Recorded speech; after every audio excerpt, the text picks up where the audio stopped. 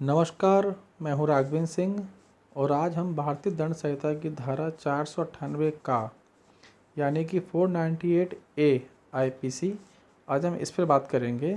इस धारा के अंतर्गत किसी स्त्री के पति या पति के नातेदार द्वारा उसके प्रति क्रूरता करना है। आज हम जानेंगे कि धारा 498 का यानी 498 ए भारतीय दंड संहिता में कब और क्यों जोड़ी गई, मतलब इसके जोड़ने का उद्देश्य क्या था। और ये जो इसमें दिया हुआ है क्रूरता शब्द को समझेंगे कि किसी स्त्री के प्रति क्रूरता क्या है। चलिए आइए देखते हैं।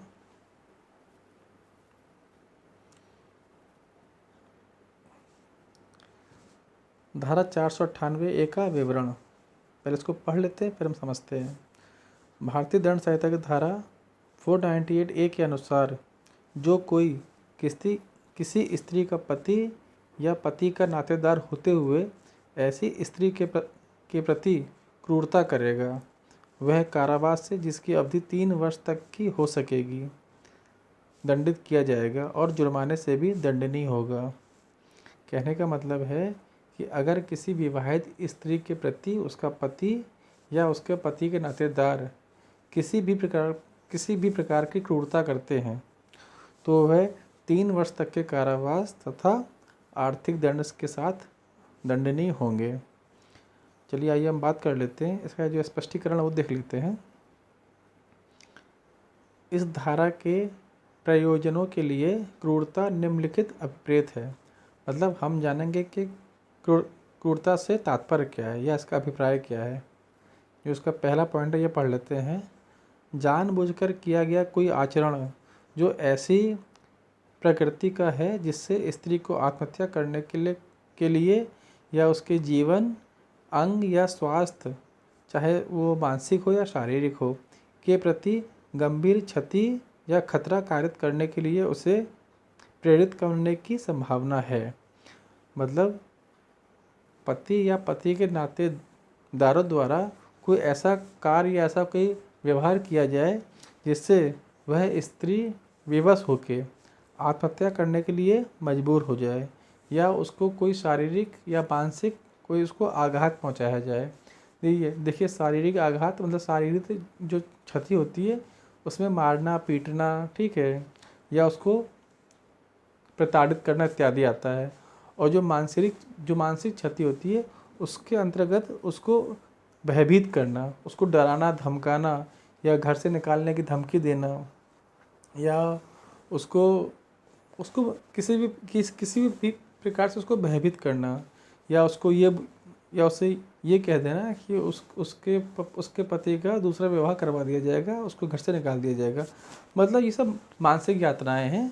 तो ये शारीरिक या मानसिक अगर कोई यातनाएं देगा या ऐसा करने का प्रयास करेगा, ठीक है, तो वह 3 वर्ष तक के कारावास 3 वर्ष के कारावास तथा जुर्माने के साथ दंडनीय होगा। ये जो बात हो रही है क्रूरता की, यह किसी विवाहित स्त्री के संबंध में बात हो रही है। और क्रूरता कौन करेगा? उस विवाहित स्त्री का पति या पति के नातेदार। अब वो किसी भी बात के लिए कर सकते हैं, या उनकी कोई दहेज की मांग हो उसके लिए कर सकते हैं, या किसी और कारण के लिए क्रूरता कर सकते हैं, ठीक है। अब हम आगे बात करते हैं, सेकंड पॉइंट देख लेते हैं, बी यानी खा पॉइंट पढ़ लेते हैं, इसको फिर समझते हैं। किसी स्त्री को तंग करना जहां उसे या उससे संबंधित किसी व्यक्ति को किसी संपत्ति या मूल्यवान प्रतिभूति के लिए किसी विधि विरुद्ध मांग को पूरा करने के लिए प्रपीड़ित करने को दृष्टि से या उसके अथवा उससे संबंधित किसी व्यक्ति को ऐसी मांग पूरी करने में असफल रहने के कारण इस प्रकार तंग किया जा रहा है। मतलब कहने का मतलब है कि उस स्त्री को तंग करना किस बात के लिए? कोई ऐसी मांग हो पति या पति के नातेदारों द्वारा जो मांग वह स्त्री पूरी न कर पा रही हो, या उसके स्त्री के घर वालों ने पूरी करने का वादा किया हो कि हम ये मांग आपकी पूरी कर देंगे और वो इसमें असफल रहे हों, जिस कारण उस स्त्री को उसके ससुराल वाले अपने घर में परेशान कर रहे हो, तंग कर रहे हो या प्रताड़ित कर रहे हो, ठीक है। ये उसके प्रति क्रूरता है। दहेज की मांग करना, देखिए दहेज की मांग इस धारा के अंतर्गत तभी आएगी जब विवाह को 7 वर्ष तक ही खाली समय हुआ होगा। अगर 7 वर्ष विवाह को बीत चुके हैं तो अब दहेज की मांग को लेकर क्रूरता नहीं हो सकती है। क्रूरता किसी और कारण के लिए हो सकती है, जैसे बच्चे पैदा करने के लिए या पुत्र की मांग के लिए क्रूरता करना। जैसे मान लीजिए उसकी खाली पुत्रियां हो रही हैं, पुत्र नहीं हो रहा है, तो उसके लिए उसको मारना पीटना या मानसिक रूप से उसको प्रताड़ित करना, ये सब क्रूरता में आएगा। ठीक है, और इसमें बहुत सी चीज़ें होती हैं, जैसे उसके जो घर वाले उनको धमकी देना, ये भी क्रूरता में आएगा। घर से निकालने की धमकी देना, ठीक है, या उसके पति का दूसरा विवाह कराना कि इस औरत को घर से निकाल के उसके पति का दूसरा विवाह करवा दो।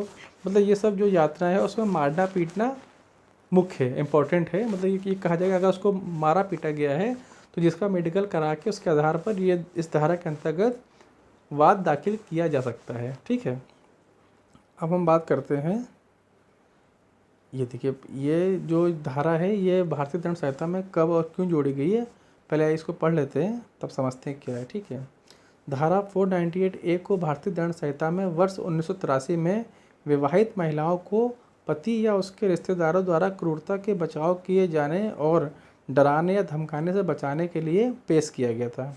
मैं कहने का मतलब ये धारा पहले भारतीय दंड संहिता में पहले नहीं थी। ठीक है, उसके बाद वर्ष 1983 में इस धारा को भारतीय दंड संहिता में सम्मिलित किया गया और इस धारा को सम्मिलित करने का उद्देश्य क्या था। देखिए, इस धारा को सम्मिलित करने के 2 मुख्य कारण थे।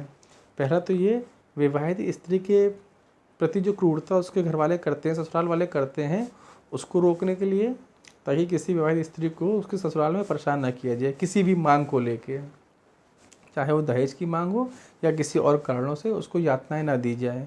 और दूसरा था दहेज मृत्यु जैसे गंभीर अपराध को रोकने के लिए। क्या था कि लोगों में कानून का भय नहीं था और वो अपनी बहुओं को या पत्नियों को जला के मार दिया करते थे दहेज की मांग को लेके। ठीक है, तो ये सब दहेज मृत्यु एक बहुत गंभीर अपराध है, तो इसको रोकने के लिए भी इस धारा को भारतीय दंड संहिता में जोड़ना बहुत ही ज़रूरी हो गया था, इसलिए इस धारा को इसमें जोड़ा गया था वर्ष 1983 में।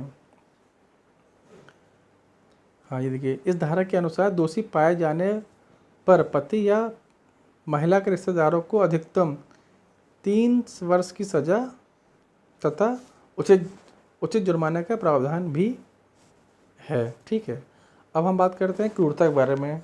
क्रूरता क्या है, देखिए पहले इसको पढ़ लेते हैं फिर समझते हैं।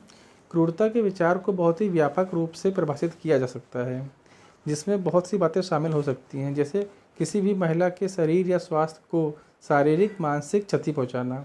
देखिए, शारीरिक क्षति मैंने आपको बताई थी, मारना पीटना, ठीक है, उसको परेशान करना, प्रताड़ित करना, अंग भंग करना, ठीक है, और ये सब शारीरिक क्षति में आएगा। उसके बाद है मानसिक क्षति। मानसिक क्षति में उसको धमकाना, उसको गाली गलौज करना या उसके घर वालों को गाली गलौज करना या उसको कोई ऐसी धमकी देना जिससे वो भयभीत हो और परेशान रहे, जिसमें घर से निकालने की धमकी होती है और उसके पति का दूसरा विवाह करवाने की धमकी होती है। ठीक है, तो ये सब मानसिक क्षति में आएगा। ठीक है, तो अगर कोई इस प्रकार का अपराध करता है, किसी विवाहित स्त्री को शारीरिक या मानसिक क्षति पहुंचाता है, ठीक है, तो उसके लिए दंड का प्रावधान किया गया है। आइए पढ़ लेते हैं, और इसमें ये एक चीज़ में और पढ़ लेते हैं पहले इसको। किसी महिला के शारीरिक या मानसिक उत्पीड़न के कृत्यों में लिप्त होना, किसी भी व्यक्ति द्वारा किसी महिला की किसी बात या किसी रहस्य के लिए उसे ब्लैकमेल करना। जैसे मान लीजिए कोई विवाहित स्त्री है, उसका कोई जो रहस्य है वो कोई व्यक्ति ससुराल पक्ष में जान गया है, ठीक है, तो वो उसको उसके लिए ब्लैकमेल करे और उससे कुछ ऐसा कार्य करवाए जो अवैध हो या विधि विरुद्ध हो। ठीक है, तो ये भी क्रूरता में ही आएगा कि उसको ब्लैकमेल करना या परेशान करना, ठीक है, या उससे अवैध संबंध बनाना, उसके रहस्य को जान के ब्लैकमेल करके उससे अवैध संबंध बनाना भी क्रूरता के अंतर्गत ही आएगा। ये देखिए, इसमें लिखा हुआ है, मांग को पूरा करने के लिए उसके साथ गैर कानूनी संबंधों को बनाया या उस महिला का शोषण करना इत्यादि। ठीक है, तो ये सब किसी भी कारण से जो विवाहित स्त्री है उसके प्रति क्रूरता हो सकती है, वो उसका पति या जो पति के नातेदार है वो कर सकते हैं। दहेज के लिए किसी महिला का उत्पीड़न करना भी क्रूरता का ही एक भाग है। मतलब उससे कहा गया हो कि जाइए अपने घर से इतना पैसा या ये संपत्ति लेके आइए, अगर वो नहीं ला पाती है या उससे जो जो महिला के जो घर वाले हैं, माता पिता, वो देने में सक्षम नहीं है, तो उस स्त्री को मारना पीटना ताकि उसको परेशान किया जाए, तो उसके घर वाले कुछ जो दहेज की मांग है उसको पूरा कर दें। तो ये सब क्रूरता के अंतर्गत ही आएगा। या उसको इतना परेशान या उसको इतना विवश कर देना कि वो आत्महत्या करने के लिए मजबूर हो जाए या आत्महत्या कर ले। अगर आत्महत्या कर लेती है तो ये धारा बदल के 304 बी, भारतीय दंड संहिता की धारा 304 बी लग जाएगी। और अगर आत्महत्या करने के लिए विवश होती है पर आत्महत्या कर नहीं पाती है, किसी कारण से रुक जाती है, तो ये धारा 498A के अंतर्गत अपराध है, जो कि गैर जमानती अपराध है। ठीक है, ये देखिए इसमें लिखा भी हुआ है, किसी महिला को आत्महत्या करने के लिए प्रेरित करने वाली स्थिति बनाना, मतलब उस महिला के प्रति ऐसी स्थिति बना दी जाए कि जिससे वो आत्महत्या करने के लिए विवश हो जाए। मतलब उसको इतना मानसिक या शारीरिक उसको इतना परेशान किया जाए कि वह आत्महत्या करने के लिए विवश हो जाए। तो यह सब क्रूरता के अंतर्गत आएगा। जो क्रूरता का जो एक वो है, क्या बोलते हैं उसको, जो एक भाग है वो काफ़ी विस्तृत है। ठीक है, तो उसको हम शारीरिक और मानसिक क्रूरता करके समझ सकते हैं। इसमें दहेज की मांग भी हो सकती है या किसी और कारणों से भी क्रूरता हो सकता है। ठीक है, इसमें ज़रूरी नहीं कि खाली दहेज की मांग को लेके ही उसके साथ क्रूरता की जाए, ये आवश्यक नहीं है। अब हम बात करते हैं इसमें सज़ा, इसमें पनिशमेंट क्या है। इसमें अगर कोई विवाहित स्त्री के प्रति उसका पति या पति के नातेदार अगर इस प्रकार की कोई क्रूरता करते हैं, मारते हैं, पीटते हैं, शारीरिक या मानसिक कोई भी क्रूरता करते हैं, तो उनके लिए 3 साल तक का कारावास, साधारण या कठोर, तथा जुर्माना, मतलब दोनों साथ में रहेगा। और ये एक संज्ञेय अपराध है। संज्ञेय अपराध मतलब जिसमें पुलिस तुरंत गिरफ्तार कर सकती है। ठीक है, दूसरा है गैर जमानती। ये धारा 498 का 498 गैर जमानती सेक्शन में आता है। गैर जमानती मतलब जिसमें मजिस्ट्रेट को जमानत देने का अधिकार नहीं है। ठीक है, लेकिन अब तो कुछ परिस्थितियां बदल गई हैं, तो इसमें मजिस्ट्रेट के विवेक पे अब निर्भर करता है, वो जमानत दे भी सकता है और खारिज भी कर सकता है। इस समय यूपी में मतलब लखनऊ में अंतरिम जमानत देने का प्रावधान चल रहा है, जिसे बोलते हैं इंटरिम बेल। ठीक है, और इसका ट्रायल चलेगा मजिस्ट्रेट कोर्ट में। तो ये थी धारा 498A यानी 498 का। तो जिसको आप समझ गए होंगे कि ये धारा क्यों जोड़ी गई है भारतीय दंड संहिता में और इसका उद्देश्य क्या था। Thank you.